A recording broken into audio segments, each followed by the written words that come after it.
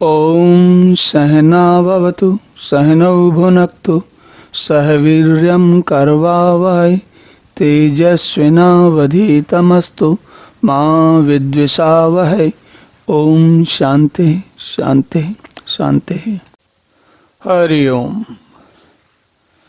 तो हमने देखा कि पिछले श्लोक में भगवान ने बताया कि जब तुम मुझे एक बार प्राप्त होने के बाद, फिर इस मुझको प्राप्त हो, परमात्मा को प्राप्त होने के बाद या परमात्मा में मिलने के बाद, और ये बात हो रही है जब जीवन का अंत हो रहा है तब की।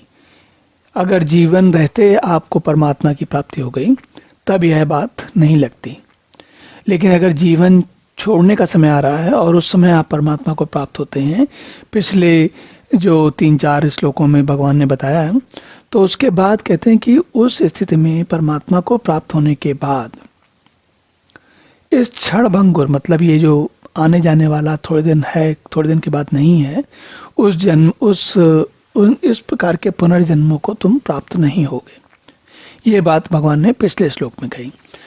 अब भगवान कहते हैं आ ब्रह्म भवनात् लोका पुनरावर्तिनः अर्जुन माम उपेत्य तु कौन्तेय पुनर्जन्म न विद्यते। तो आ ब्रह्म भवनात् लोका, तो भगवान कह रहे हैं कि जो यहाँ इस लोक से लेके ब्रह्म लोक तक जितने भी लोक हैं, भुवनात् लोका, पुनरावर्तिनो अर्जुन, वे सभी पुनरावर्तिन है। पुनरावर्तिन मतलब आने जाने वाले, उनमें आप जाओगे उन लोकों में, और थोड़ा समय जितना आपने अच्छे पुण्य कर्म किए हैं उतने समय के लिए उस लोक में रहोगे और फिर वापस पृथ्वी पर आ जाओगे। तो मतलब हम व्यक्ति अगर परमात्मा को प्राप्त नहीं हुआ है तो इन्हीं लोकों में वो घूमता रहेगा, आता जाता रहेगा, पुनरावृत्ति करता रहेगा।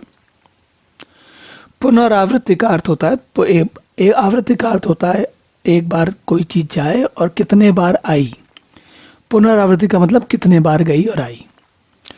तो भगवान ये कह रहे हैं कि आ ब्रह्म भवनात् लोका, भवनात् जो जितने भी ब्रह्म इत्यादि लोक हैं, ब्रह्मलोक, वैकुंठ, शिवलोक, दुर्गा जी का लोक, या और जो भी बाकी स्थित देवताओं के लोक हैं, उनमें जब आप जाते हो तो पुनरावृत्ति होती है। और मामोपेत, एक बार आप तुम मुझे मिल गए, तुमने परमात्मा को प्राप्त कर लिया, तो कौनते मामोपेत तो कौनते, एक बार तुम मुझे मिल गए तो फिर पुनर्जन्म नहीं होता। अब पुनर्जन्म क्यों नहीं होता, इसका कारण भगवान ने बताया है। वो ये बताया है कि मुझको प्राप्त होने के बाद जो मैं हूं कालातीत, कालातीत मतलब समय के परे, काल के अतीत। काल के अतीत का होने का मतलब है परमात्मा, काल जो है वो परमात्मा का छोटा हिस्सा है।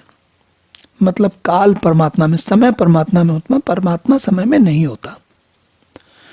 तो ये जो लोक हैं, जो जितना जो काल है, अगर आप परमात्मा में मिल गए तो आप काल के अतीत हो गए, और जब काल के अतीत हो गए तो ये किसी लोक में जाने का, अटकने का प्रश्न नहीं होता, क्योंकि ये सारे लोक तो समय के अंदर हैं।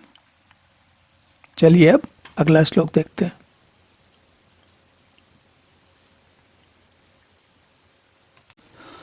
ओम पूर्णमदः पूर्णमिदं पूर्णात् पूर्णमुदच्यते पूर्णस्य पूर्णमादाय पूर्णमेवावशिष्यते। ओम शांति शांति शांति।